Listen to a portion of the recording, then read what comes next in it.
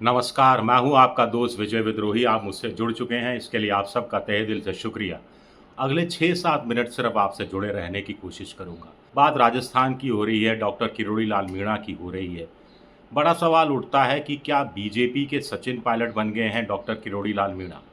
इससे सटा हुआ दूसरा सवाल है कि क्या बीजेपी आलाकमान किरोड़ी लाल मीणा की हालत वसुंधरा राजे जैसी कर देना चाहता है, या फिर मान-सम्मान तो देना चाहता है, लेकिन उसे ऐसा लग रहा है कि अगर किरोड़ी लाल मीणा से उनके मन की बात उगलवा कर उसके अनुसार काम कर लिया गया, तो फिर ये किरोड़ी लाल मीणा के आगे झुकना हो जाएगा, सरेंडर हो जाएगा। क्या बीजेपी को किरोड़ी लाल मीणा की अब ज़रूरत नहीं रही?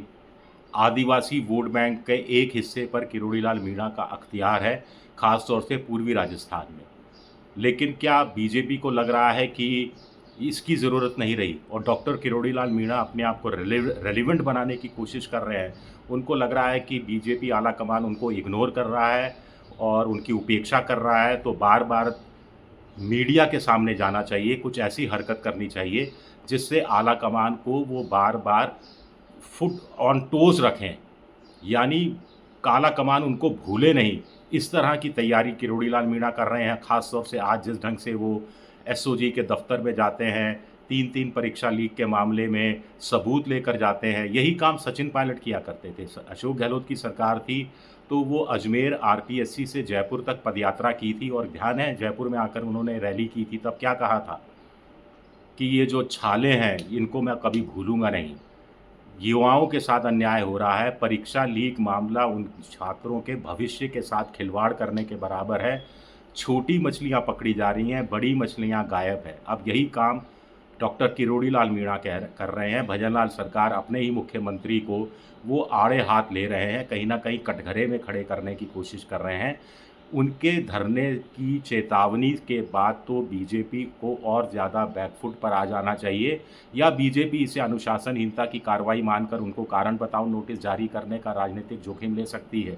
क्या किरोड़ी लाल मीणा इसी तरह के किसी कारण बताओ नोटिस का इंतज़ार कर रहे हैं? बड़ा सवाल उठता है। डॉक्टर किरोड़ी लाल मीणा और सचिन पायलट में फ़र्क ये है कि सचिन पायलट अशोक गहलोत के राज में कांग्रेस के सिर्फ एक विधायक थे, कोई पद नहीं था। टेक्निकली स्पीकिंग आज की तारीख में भी डॉक्टर किरोड़ी लाल मीणा मंत्री हैं, कैबिनेट मंत्री हैं। भले ही उन्होंने गाड़ी लौटा दी हो, भले ही उन्होंने दफ्तर जाना बंद कर दिया हो, भले ही उन्होंने इस्तीफ़ा दे दिया हो, लेकिन इस्तीफ़ा मंजूर नहीं हुआ है। राज्यपाल के पास भेजा नहीं गया है। राज्यपाल ने मुख्यमंत्री की सिफ़ारिश पर इस्तीफ़े पर कोई फ़ैसला नहीं लिया है, क्योंकि इस्तीफ़ा उनको भेजा ही नहीं गया है। तो टेक्निकली एक मंत्री किसी बीजेपी रूल्ड स्टेट में अपनी ही सरकार पर इनडायरेक्ट रूप में ये आरोप लगाने की कोशिश कर रहा है कि ये सरकार पेपर लीक के मामले को लेकर गंभीरता से काम नहीं कर रही है, गंभीर नहीं है। बड़े मछलियों को छोड़ा जा रहा है, बड़े-बड़े सबूत वो पेश कर रहे हैं। इससे पहले वो चिट्ठियाँ प्रधानमंत्री को लिख चुके। भजनलाल शर्मा को 1400 करोड़ का गांधीनगर का जो फ्लैट का मामला है, उसमें गड़बड़ी को लेकर चिट्ठियाँ लिख चुके, लेकिन फिर भी कोई असर नहीं हो रहा। क्या किरोड़ी लाल मीणा को लग रहा है उनकी उपेक्षा हो रही है? क्या डॉक्टर किरोड़ी लाल मीणा ने वाक़ई में ये मांग पत्र रखा है, जिसमें जैसा कि चर्चा में आ रहा है कि वो अपने भाई के लिए टिकट चाहते थे, उप मुख्यमंत्री पद चाहते थे, मंत्रालय कृषि मंत्रालय दिया गया उसको लेकर नाराज़ थे, उसको भी काट-छाँट कर दी गई, फिर उनके ही पीए लगाने की इजाज़त नहीं दी गई, तमाम चीज़ें जो आती रही हैं उसको लेकर वो नाराज़गी है, या एक लंबी लकीर किरोड़ी लाल मीणा खींच रहे हैं? और सचिन पायलट की जो हालत हुई, क्या बीजेपी में सत्ता में रहते हुए जब तक बीजेपी है, किरोड़ी लाल मीणा की भी वही हालत कर देगी? किरोड़ी लाल मीणा के दिल्ली के जो आला कमान में कुछ एक नेताओं से हमदर्दी भी उनके प्रति है, कुछ को लेकर उनका समर्थन भी है, सहानुभूति भी है। जैसा सचिन पायलट के साथ था कि राहुल गांधी कभी पसंद करते थे, कभी बहुत पसंद करते थे, कभी थोड़ा अशोक गहलोत की तरफ भी देखना पड़ जाते थे। उनको लगता था कि दोनों एसेट हैं, लेकिन अशोक गहलोत बड़े एसेट हैं, क्योंकि मुख्यमंत्री हैं, पुराने हैं, अनुभवी हैं और आगे जाकर शायद ज़्यादा काम आएंगे, मुख्यमंत्री भी हैं।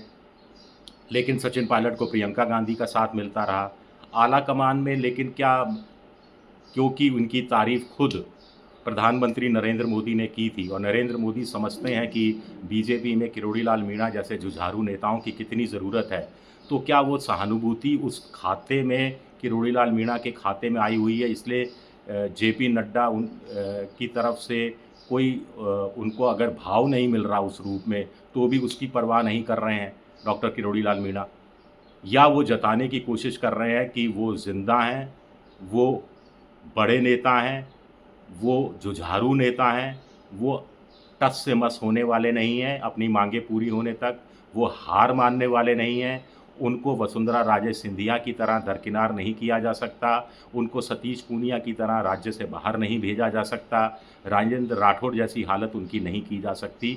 ये वो कहने की संकेतों में ही कोशिश कर रहे हैं। राज्यपाल बनाना चाहती है बीजेपी का आला कमान, ऐसा सूत्र बता रहे थे। जो गोलमा देवी उनकी पत्नी ने इशारा किया कि जब मंत्री पद ठुकरा दिया तो राज्यपाल बनकर क्या करेंगे। स्वाभाविक है कि ये चीज़ें नहीं हैं। प्रदेश अध्यक्ष बनाए जाने की बीच में चर्चा थी, फिर अचानक कुछ लोगों ने खबरें प्लांट करनी शुरू की कि दलित हो सकता है, ओबीसी हो सकता है, लेकिन एसटी नहीं होगा। यानी किरोड़ी लाल मीणा को कुछ लोगों ने खबरें प्लांट करके प्रदेश अध्यक्ष की रेस से बाहर का बता दिया। क्या किरोड़ी लाल मीणा इससे भी दुखी हैं? इस बात को लेकर भी वो अड़े हुए हैं अपनी मांगों को लेकर।